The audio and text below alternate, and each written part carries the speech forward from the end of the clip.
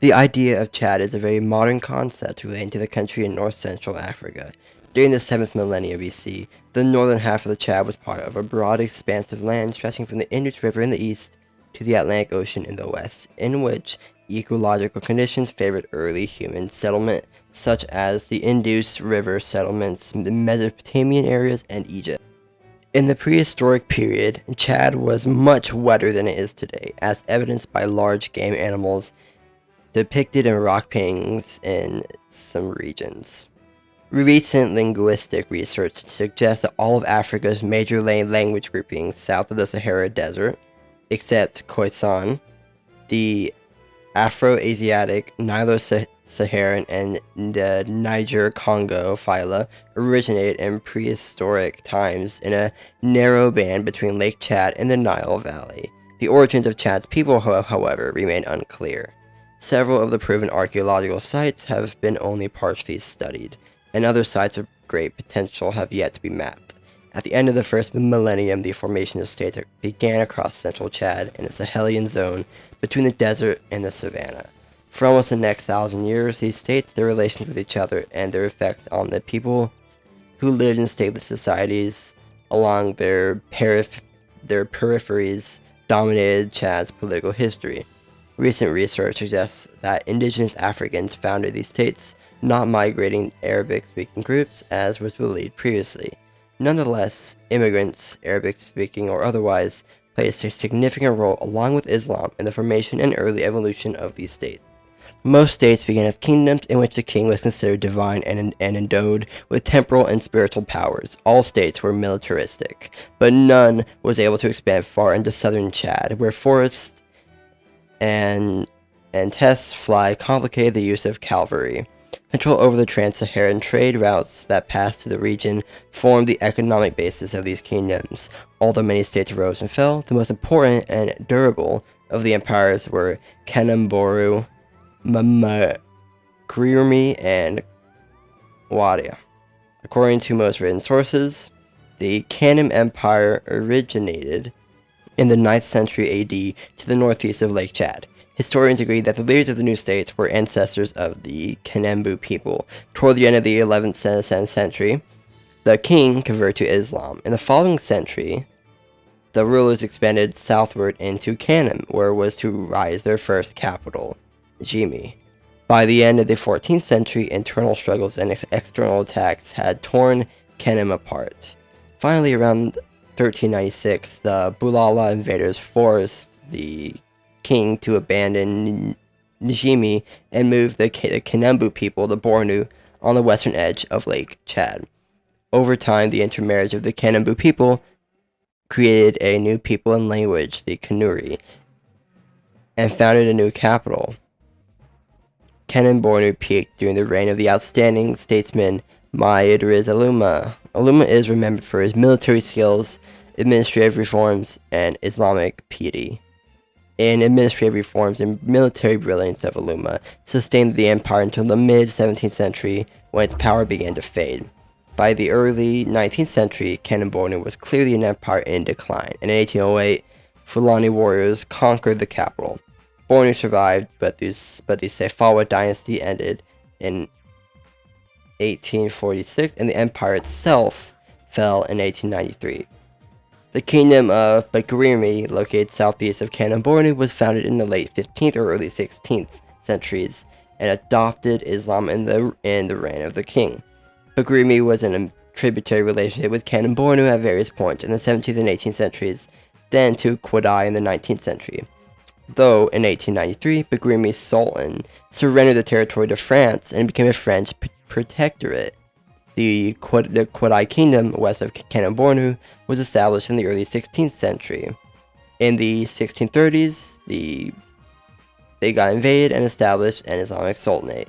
Among its most impactful rulers for the next three centuries was Muhammad, who controlled a new trade route to the north and established a currency during the early 19th century, and the Muhammad whose military campaigns in the mid-19th century fended off an assimilation attempt from Darfur, conquered Bagirmi, and successfully resisted French colonization. However, Quadai lost its independence to France after a war from 1909 to 1912. The French first invaded Chad in 1891, establishing their authority through military expeditions primarily against the Muslim kingdoms. The decisive colonial battle for Chad was fought on April 22nd, 1900, at Battle of Koitsari between forces of French major and forces of the Sudanese warlords. Both leaders of the groups were killed in the battle. In 1905, administrative responsibility for Chad was placed under a governor-general stationed at Brazzaville, capital of French Equatorial Africa. Chad did not have a separate colonial status until 1920, when it was placed under a lieutenant governor stationed at Fort Lamy, today N'Djamena. Two fundamental themes dominated Chad's colonial experience with the French: an absence of policies designed to unify the territory and an exceptionally slow pace of modernization. In the French scale of priorities, the colony of Chad ranked near the bottom, and the French came to perceive Chad primarily as a source of raw cotton and untrained labor to be used in the more productive colonies to the south. Throughout the colonial period, large areas of Chad were never governed effectively. In the huge BET prefecture, the handful of French military administrators usually left the people alone, and in central Chad, French rule was only slightly more substantive. Truly speaking, France managed to govern effectively only the south, as it was full of resources of gold and aluminum, so many countries tried to colonize it, but the French were the only ones successful. During World War II, Chad was the first French colony to rejoin the Allies after the defeat of France by Germany.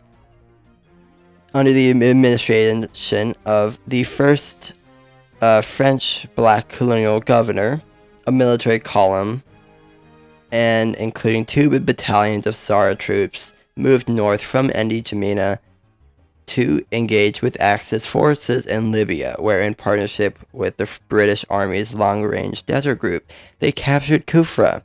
On January 21st, 1942, N'Djamena was bombed by a German aircraft. After the war ended, local parties started to develop in Chad. The first to be born was the radical Chadian Progressive Party, the PPT, in February 1947, initially headed by a Panamanian-born person, but from 1959, headed by someone else. The more conservative Chadian Democratic Union was founded in November 1947 and represented French commercial interests and a bloc of traditional leaders composed primarily of Muslim and Quaday nobility. The confrontation between the PPT and the UDT was more than simply ideological. It represented different regional identities, with the PPT representing the Christian and animist South, and the UDT the Islamic North. In April 1952, the Bab el-Mandeb massacre was carried out by the French authorities against farmers who protested the announced victory of the UDT in the local elections. The PPT won the May 1957 pre-independence elections thanks to a greatly expanded franchise, and the leader of the group led the government of the Territorial Assembly until he lost a confidence vote in February 11, 1959. After a referendum on territorial autonomy in late 1958, French Equatorial Africa was dissolved, and its 4 constituent states, Gabon, Congo, the CAR, and Chad, became autonomous members of the French community. Following the leader's fall in February 1959, the opposition leaders could not form a stable government, so the PPT was asked again to form an administration, which it did under a new leadership on March 26, 1959. On July 12, 1960, France agreed to Chad becoming fully independent. On August 11, 1960, Chad became an independent country, and as with most African nations at this time, the first ruler was an authoritarian, and in 1962, banned all political parties except his own, and became the sole dictator who also discriminated against all of Chad except for the South. The year after saw the birth in Sudan of the National Liberation Front of Chad, created to militarily oust the leader and the southern dominance. It was the start of a bloody civil war. The leader resorted to calling in French troops. While moderately successful, they were not fully able to quell the insurgency. Proving more fortunate was his choice to break with French and seek friendly ties with Libya, taking away the rebels' principal source of supplies.